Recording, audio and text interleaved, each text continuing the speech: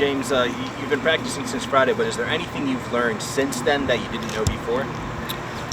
No, overall, I'm pleased. I knew we were fast and I knew we were athletic, but I think our execution has been really good. I thought our coaches and our players did a really good job. We had a better plan to use the 2 hours in the summer, so we were able to get ahead on the installs, and I think the guys did a good job. I think our execution's been really good. We're bigger and stronger. I'll get you guys a thing that Deej does in the weight room. It's our T-score, which is basically the strongest guys based on their body weight and things like that. Our numbers are really good now that they've computed all them.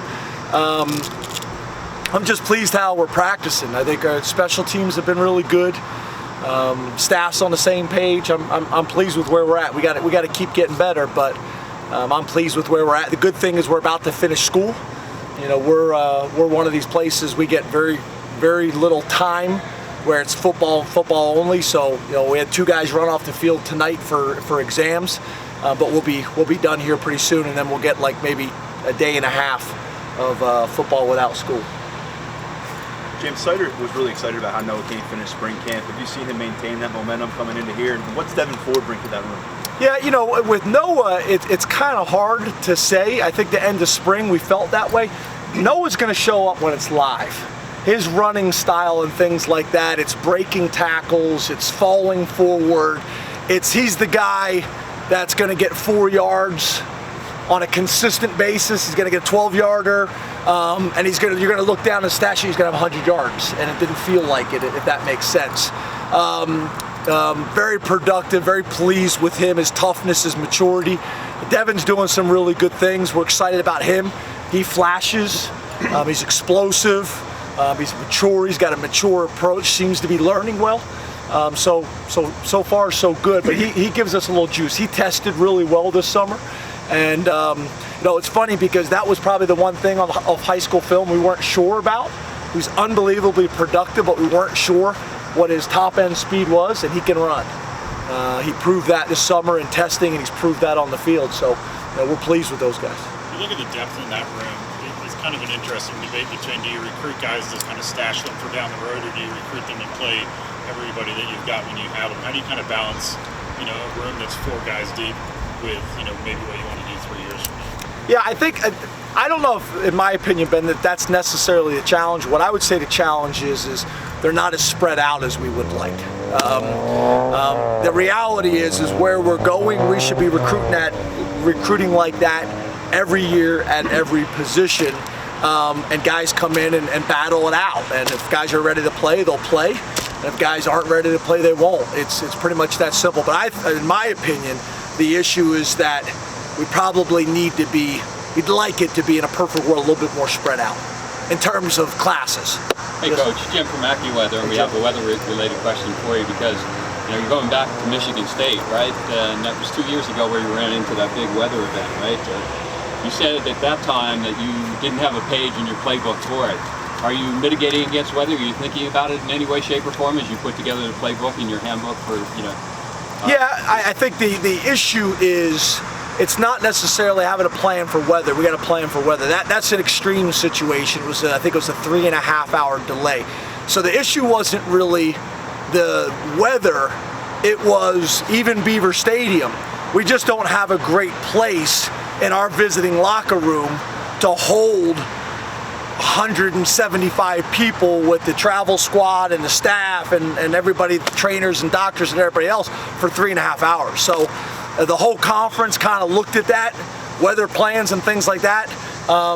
There's just not a great option because people just don't have these massive rooms that they're going to leave open. So obviously we learned from that. We do have a better plan moving forward. Everybody in the conference has a better plan. But I've been coaching 24 years. That's the first time that's ever happened. So hopefully it doesn't happen again. And then I hope this year too. As you guys know, we had a bunch of rain games. So we're depending on you and all your colleagues because at Penn State we just don't report the weather.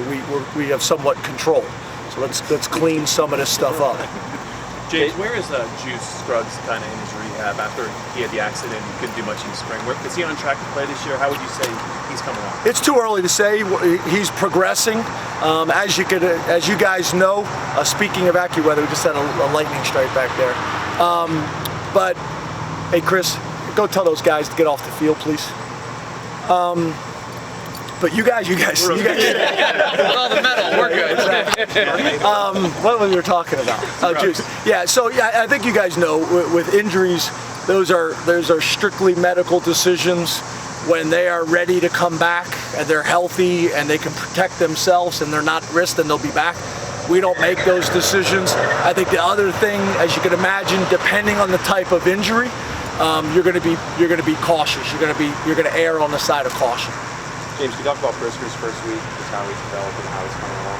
Yeah, good. He's long, he's rangy, he's athletic. He's a details guy. I've been really impressed. You guys have heard us talk about championship habits. I see him doing little things probably earlier than I would have anticipated.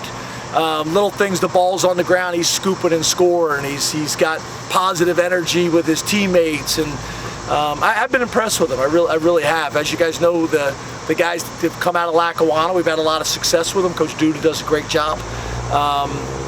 So he's come in prepared. So we'll keep testing him. Obviously, getting in the stadium will help. Get him some more live work. That one live period we had today will help too. What's your plan to do in the stadium this year? More than last year, the same as last year? Where are you at on that in terms of just how long you've been here and learned about it? About the same. We'd like to try to get in the stadium. We'd like to get in there about 4 times, 3 during the day. Try to get a night game or night practice as well, so they get adjusted to that. But sometimes we'll plan for it, and if it rains, we're not going to go in there and tear up the game field. But we will stay out here. We were out here the other day. It was pouring, and all the players were looking at me. The coach was looking at me like, that indoor looks nice. Why aren't we in there? But it was actually because we don't get a whole lot of days around here where you get the rain without the thunder and lightning. So getting that rain work is important for us. So all these weather tips today. This is for you. James, what do you remember about the recruiting process with Antone Hill? I mean, does it feel like it was a while ago at this point? Yeah, it does feel like a while ago, but a couple things. Yeah, I told you. Yeah, it's coming. Yeah. We were tracking Antonio for a while. He was one of those guys more like an old school recruiting process where he had a strong senior year. If I remember, he was committed to another school in the Big Ten. Tim Banks, obviously, we hired, and he had some awareness of him as well. And we were able to get involved with him late. I remember we met him and his mom at I think it was a Buffalo Wild Wings. I want to say maybe in Columbus. And things just kind of got rolling. And he's a smart guy. He's really strong. He's worked himself into a really good athlete. We're pleased with where he's at. He's about 314 pounds. He can run. We're excited about what he's going to be able to do for us this year. James, you talked about learning about that position, specifically defensive tackle. Through a week, what do you feel like you may have known now? Has that started to clear up for you as far as what you know and what you don't know? Yeah, I think the 4 deep right now we feel good about, but I think we're going to need to have 7. That we feel really good about. Some of the guys that we brought in are probably a lot further ahead than I thought. Hakeem Beeman has flashed. He is an explosive guy that can get his hands inside, can play with great pad level. Our boy Darkwa, I mean, literally steps off the plane and we hand him equipment and throw him on the field, and he's been impressive. But what I've tried to talk to the staff about is we can't take anything for granted with him. You can't assume anything. Like we found out this week, he's never practiced more than 2 days in a row on a game week. So just things like that. We want to be all over him to help his transition. It's hard for our guys to transition from New Jersey. It's hard for our guys to transition from Florida or Oregon, like Michael's come from Germany, where everything's different. But he seems to be handling it really well. But we want to be there every step of the way with him because we're obviously aware it's a huge transition. You mentioned a couple of freshmen. Have any already earned a green light from you guys? No. I mean, we've had 10 minutes of live, period. It's way too early. We don't usually do that till as late as possible. and it's changed obviously with the 4 games that we're gonna play them. I did have a discussion with them last night. I meet with all the newcomers once a week. I either have dinner with them or breakfast once a week just to see how they're doing and check on them and talk about things like that. When the time comes, the red shirt process, including their parents where we can, because if we got a guy that I know will come back as a 5th-year senior and the master's degree is really important to him and his family, rather than burning his red shirt as a true freshman and maybe playing 3 games or I guess in the new rules 5 games, I want to know that. I want to know the family and the kid, their perspective on all those things. It's hard to predict 4 years down the road, but we just kind of start talking through all those processes. But we haven't even come close to we haven't had those discussions as a staff yet.